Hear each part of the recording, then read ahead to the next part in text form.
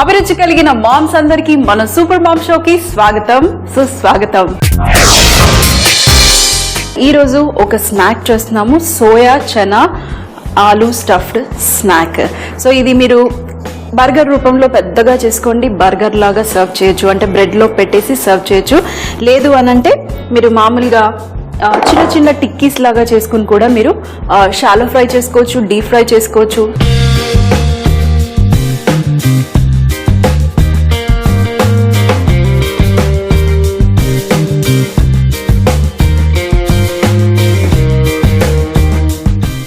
నేను ఈరోజు సోయా కీమా తీసుకున్నాను, అంటే ఫైన్గా ఉండే సోయాని ఒక 5 to 8 minutes నేను వేడి నీళ్ళల్లో వేసేసి నానబెట్టుకున్నాను. ఇవి కొంచెం సాఫ్ట్ అయిపోతాయి, మొత్తం వాటర్ స్క్వీజ్ చేసేసేయండి. అలాగే చనా అన్నాను కాబట్టి ఇందులో శనగపప్పు వేస్తున్నాను. ఈ శనగపప్పుని కూడా నేను రాత్రి నానబెట్టుకున్నాను. మీరు కావాలంటే ఒక 4 hours ముందు మీరు పెట్టుకున్నా కూడా సరిపోతుంది.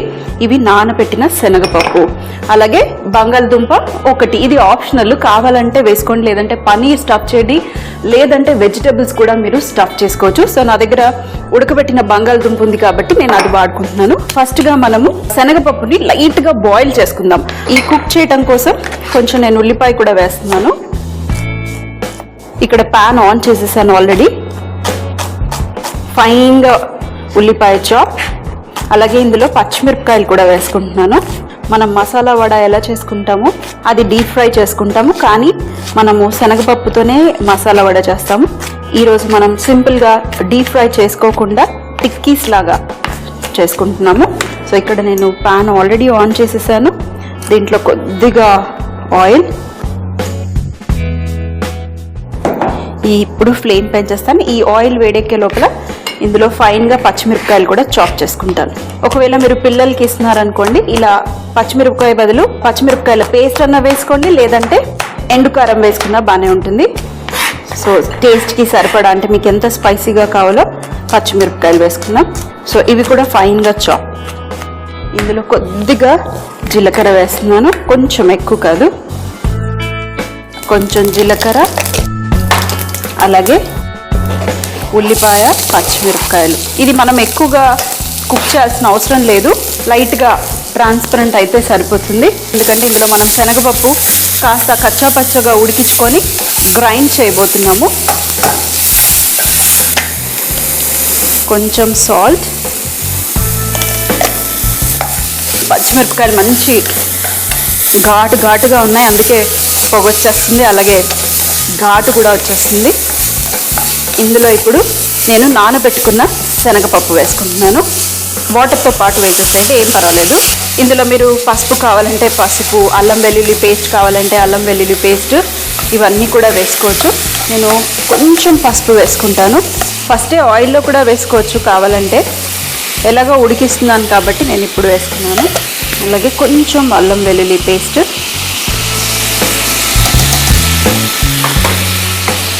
ఒకసారి బాగా మిక్స్ చేసేయండి. ఇందులో నేను కొంచెం వాటర్ వేసుకుని ఇది కాస్త ఉడకనిస్తాను. ఒక 4 to 5 minutes స్లోగా. ఈ నీళ్ళు మొత్తం దగ్గరికి అయిపోవాలి.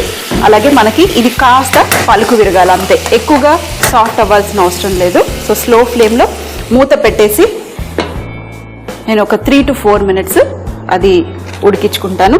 అంత లోపల ఇక్కడ మన స్టఫింగ్ కోసం మనం ఏం చేద్దామంటే, స్టఫింగ్ మీరు కావాలంటే బయట స్టఫ్ చేయండి, లేదంటే లోపల స్టఫ్ చేసుకోండి. బంగాళదుంపని బయట కోట్ చేయొచ్చు, లేదంటే బంగాళదుంపని మధ్యలో కూడా కోట్ చేసుకోవచ్చు. సో ఇక్కడ బంగాళదుంప గ్రేటర్ తీసుకుని బంగాళదుంపని గ్రేట్ చేసేసేయండి. ఒక 2 బంగాళదుంపలు, అంటే మీ క్వాంటిటీని బట్టి 2 or 1 మీరు యూస్ చేసేయచ్చు. ఒకవేళ బంగాళదుంప లేదంటే బాయిల్డ్ వెజిటబుల్స్, లేదంటే ఏదన్నా బాయిల్ చేసిన, లేదంటే మిగిలిపోయిన కర్రీ ఉంటుంది కదా, ఆ మిగిలిపోయిన కర్రీని కూడా మీరు వాడుకోవచ్చు. నా దగ్గర బాయిల్డ్ బంగాళదుంప ఉంది కాబట్టి ఇది వాడుకుంటున్నాను. ఈ బంగాళదుంపలో కాస్త ధనియాల పొడి,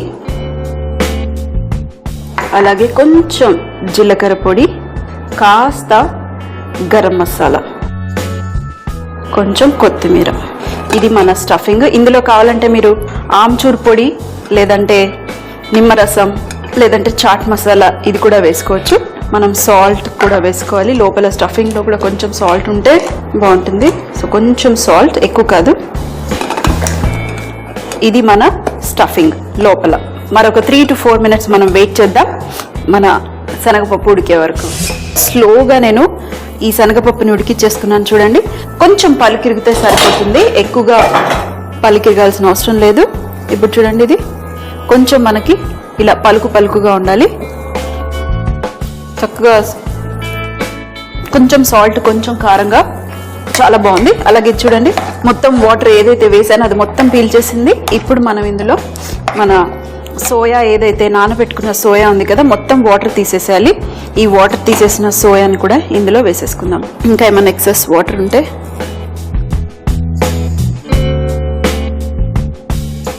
ఒక ఫుల్ కప్ సోయా. ఇప్పుడు ఇది ఒక్కసారి మిక్స్ చేసేసి, అలాగే ఇక్కడ నేను బంగాళదుంపను కూడా చిన్న ఉండలుగా చేసేసి పెట్టేసుకున్నాను. ఈ సోయా మధ్యలో ఇది స్టఫ్ చేయబోతున్నాము. ఇది పక్కన పెట్టేసి ఇప్పుడు ఇది మనం మిక్సీ పట్టుకుందాం. Stove off. నేను ఇది కుక్ చేయట్లేదు, జస్ట్ మిక్సీ పట్టుకుంటున్నాను అంతే. మొత్తం వాటర్ తీసేయండి, లేదంటే మళ్ళీ పల్చగా అయితే మనకి బైండింగ్ రాదు.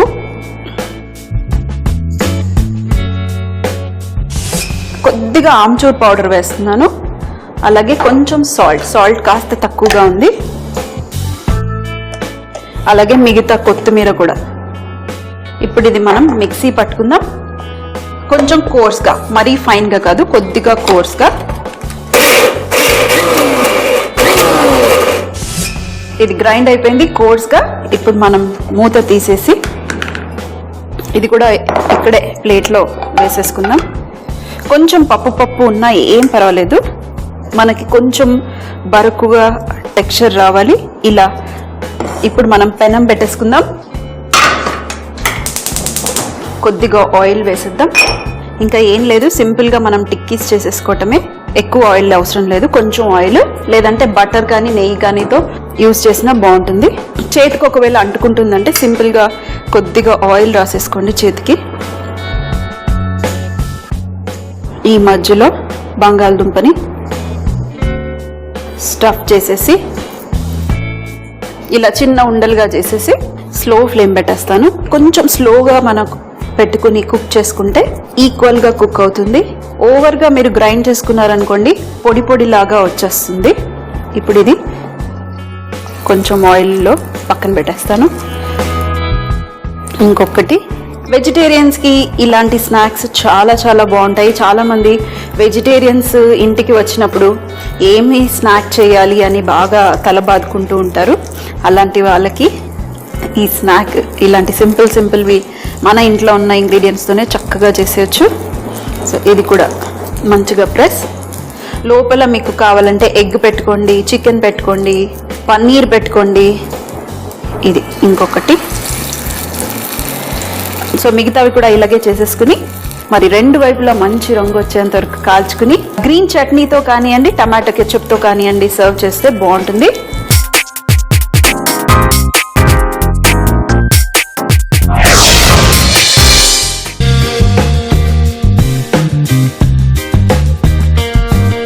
చూడండి అన్నీ వేసేసుకున్నాను. సో ఎక్కువ ఆయిల్ పట్టదు. ఒకవేళ మీకు బాగా ఈ మిక్చర్ కొంచెం లూజ్ అయింది అనుకోండి, ఇందులో మీరు కావాలంటే బంగాళదుంప వేసేసేయండి, లేదంటే కొంచెం బ్రెడ్ క్రమ్స్ వేసేసుకున్నా ఏం పర్వాలేదు, ఊడిపోకుండా ఉంటుంది. లేదంటే బ్రెడ్ క్రమ్స్తో కోట్ చేసి అప్పుడు మీరు ఇలా వేసి ఫ్రై చేసేసుకోండి. కొంచెం డెలికేట్గా ఉంటాయి. బెస్ట్ ఏంటంటే మీరు కాస్త బ్రెడ్ క్రమ్స్తో కోట్ చేసేసి ఫ్రై చేసుకుంటే ఇలాంటి టెక్స్చర్ రాకుండా ఉంటుంది, భయం లేకుండా ఉంటుంది, మెయిన్ థింగ్. సో అన్నీ నేను ఉల్టా వేసేసుకుంటాను. ఇంకొంచెం కలర్, ఇప్పుడు కొద్దిగా ఫ్లేమ్ పెంచేస్తాను. ఫ్లేమ్ పెంచి ఇంకొంచెం కలర్ వచ్చేస్తే ఇంకో వైపు తిప్పేసుకుంటాను. సో చూడండి ఇది చక్కగా కలర్ వచ్చేసింది. ఇప్పుడు ఇంకో వైపు కూడా కొంచెం ఆయిల్ వేసుకుందాం. కొంచెం ఆయిల్ ఇంకో వైపు కాలటానికి. అలాగే అన్నీ తీసేసి ఉల్టా వేసేసుకుంటాను. ఇందులో శనగపప్పు ఉంది, అలాగే మన సోయా ఉంది కాబట్టి కొంచెం డెలికేట్ గా ఉంటుంది. ఈ డెలికేట్నెస్ ని మీరు పోగొట్టుకోవాలంటే ఏం లేదండి, మన పచ్చివి ఏవైతే మనం కట్లెట్స్ లాగా చేసామో, టిక్కీస్ లాగా చేసామో, దాన్ని కొద్దిగా బ్రెడ్ క్రమ్స్ తో మీరు మంచిగా కోట్ చేసేసేయండి. అప్పుడు మీరు టెన్షన్ లేకుండా హ్యాపీగా మీరు కాల్చుకోగలుగుతారు. సో మీకు టిప్ ఇచ్చేసాను. నేను ఇలా కాల్చాను, మీకు భయం అనిపిస్తుంది విరిగిపోతుంది అని అనుకుంటే మీరు కొంచెం కోట్ చేసి కాల్చుకోవచ్చు. ఇప్పుడు ఇవి రెడీగా ఉన్నాయి, అలాగే ఇక్కడ సాస్ కూడా రెడీగా ఉంది. మనం ఇప్పుడు సర్వ్ చేయటమే. చక్కటి టిక్కీస్ మంచి రంగు వచ్చేసాయి రెండు వైపులా. గ్రీన్ చట్నీతో అయితే ఇంకా బాగుంటుంది. మరి మన ప్లేట్లో పెట్టేసుకున్నాం, అరేంజ్మెంట్ అయిపోయింది. ఇంకా మనం టేస్ట్ చేయటమే. చూడండి, ఇలా చక్కగా సాఫ్ట్గా నోట్లో వేసుకుంటే మెల్ట్ అయిపోతుంది. స్మోకీ స్మోకీ హాట్, మధ్య మధ్యలో మనకి శనగపప్పు తగులుతూ మంచి స్పైసీగా. సోయా కూడా మనం గ్రైండ్ చేసాం కాబట్టి అసలు ఎవ్వరికీ తెలియదు ఇందులో సోయా ఉన్నట్టు. మరి మధ్యలో బంగాళదుంప కూడా కనిపించి టేస్టీగా ఉంటుంది. సోయా చనా కబాబ్స్ తయారు చేయు విధానం. ముందుగా స్టవ్ పై పాన్ పెట్టుకుని అందులో కొద్దిగా ఆయిల్ వేసుకుని జీలకర్ర, కట్ చేసి పెట్టుకున్న ఉల్లిపాయ ముక్కలు, పచ్చిమిరపకాయ ముక్కలు, సాల్ట్ వేసి ఒక్కసారి కలుపుకోవాలి. ఇందులో నానబెట్టుకున్న శనగపప్పును కూడా వేసి కొద్దిగా పసుపు, అలాగే అల్లం వెల్లుల్లి పేస్ట్, కొన్ని నీళ్లు పోసుకుని మూత పెట్టుకుని పప్పు పలుకు ఇరిగేంత వరకు ఉడికించుకుని స్టవ్ ఆఫ్ చేసుకోవాలి. ఆ తర్వాత ఇందులో నానబెట్టుకున్న సోయా కీమాని వేసుకుని ఒక్కసారి మిక్స్ చేసి చల్లారిన తర్వాత ఈ మిక్స్చర్ ని మిక్సీ జార్ లో వేసుకుని కొద్దిగా ఆమ్చూర్ పొడి, అలాగే తగినంత సాల్ట్ వేసుకుని కోర్స్ గా గ్రైండ్ చేసి ఒక ప్లేట్ లోకి మార్చుకోవాలి. మరొక ప్లేట్ లో ఉడకబెట్టిన బంగాళదుంప, ధనియాల పొడి, జీలకర్ర పొడి, కొద్దిగా కొత్తిమీర, కొద్దిగా సాల్ట్ వేసి బాగా మిక్స్ చేసి చిన్న ఉండలుగా డివైడ్ చేసి పెట్టుకోవాలి. ఇప్పుడు మిక్సీ చేసి పెట్టుకున్న సోయా మిక్స్చర్ లో బంగాళదుంపని స్టఫ్ చేసి చూపించిన విధానంగా కట్లెట్ షేప్ లో చేసుకుని వేడి పెనంపై కొద్దిగా ఆయిల్ వేసుకుని రెండు వైపులా మంచి రంగు వచ్చేంత వరకు కాల్చుకుని టమాటో కెచప్ తో సర్వ్ చేస్తే చాలా బాగుంటుంది. ఒకవేళ మీరు ఈ కబాబ్ రెసిపీని టీవీలో మిస్ అయితే లేదా మళ్ళీ చూడాలి అనుకుంటే వెంటనే సబ్స్క్రైబ్ చేయండి www.youtube.com/etv అభిరుచి. మరిన్ని అప్డేట్స్ కోసం లాగ్ ఆన్ అవ్వండి www.facebook.com/etv అభిరుచి.